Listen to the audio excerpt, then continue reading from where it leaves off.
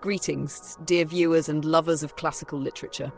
Today we embark on our journey into Chapter 3 of the magnificent Tamil epic Manimekalai, titled An Evening in the City. Let us step back in time and witness the unfolding of a remarkable tale.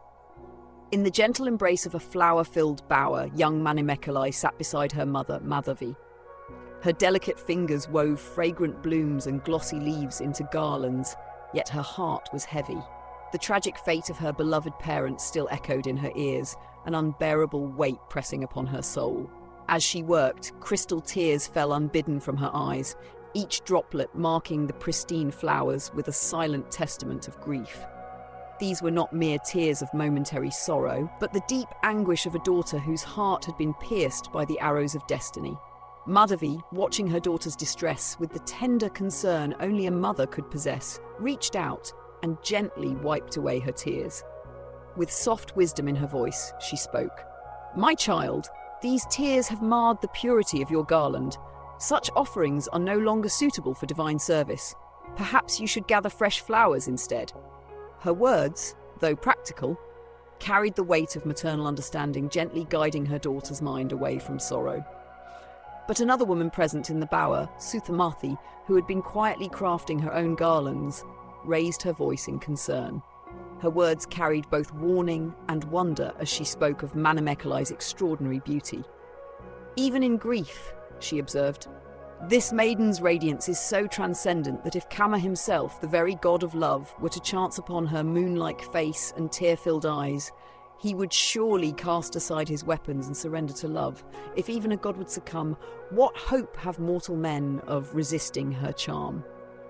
To reinforce her cautionary words, Suthamathi shared her own tale. Her voice took on the cadence of one who had learned wisdom through bitter experience.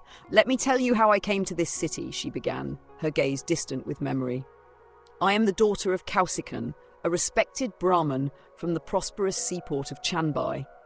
In my younger days, innocent and fearless, I was gathering flowers alone in our garden when fate intervened in the form of a Gandharva, a celestial being whose beauty surpassed any earthly form." Her voice grew rich with detail as she recalled the divine being who had altered her life forever. His form was worthy of worship, adorned with fresh flower garlands and ornaments of pure gold that caught the light like captured stars.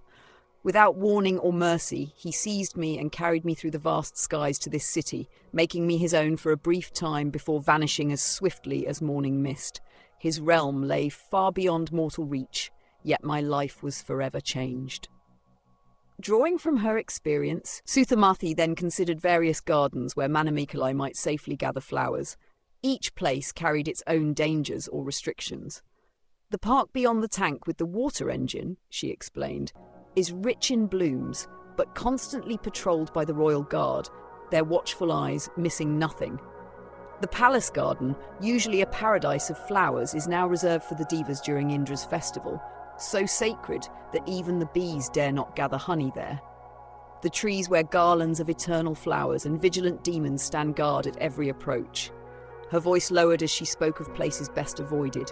"The grove dedicated to Sampathi, the brave vulture whose wings were scorched by the sun, and the sacred woods where Kavaran, the father of the eternal river Kaveri, performed his profound penances, are both haunted by malevolent spirits. The wise have long shunned these places, knowing the dangers that lurk in their shadows." Then her expression brightened as she recalled one